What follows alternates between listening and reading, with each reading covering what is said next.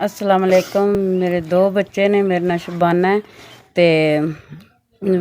पट्ठे ते लग्गियां कम्म ते 3 लाख रुपया देना है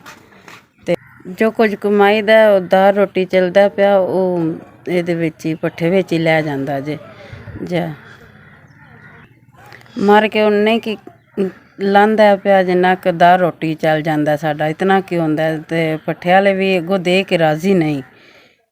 मेरे पुत्तर नूं बुखार होया ही ते टाइफाइड ते हून बोलना छड्ड दित्ता ही। तां मेरा पुत्तर माशाअल्लाह मेरे जेड्डा होना ते एह् बुखार होया ते इस बोलना छड्ड दित्ता है।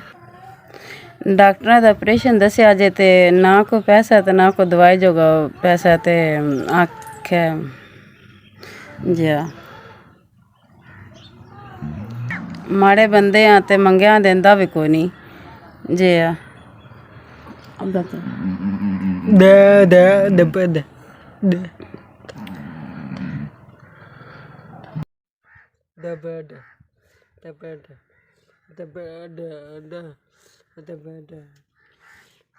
जे रब आला दे जे रब चोखा दे जे तुहाडा दित्तेआ मैनू 5000 रुपया लभ गया अल्लाह ताला चोखे तो चोखा देवे जे गरीबां दी मदद करदे हो।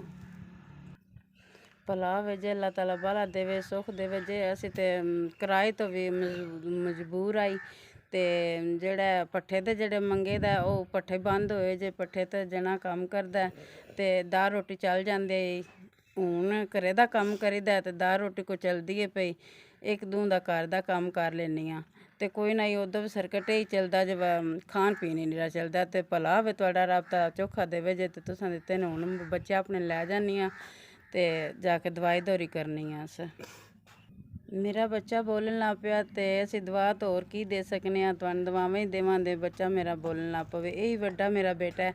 ते बड़े मजबूर आं असीं इन टाइफाइड बुखार होया ते एह्दी जुबान छकी गेआ ही। अल्लाह ताला जिउंदे रवो ते वसदे रवो ते अल्लाह तंदरुस्ती देवे तुहानू ते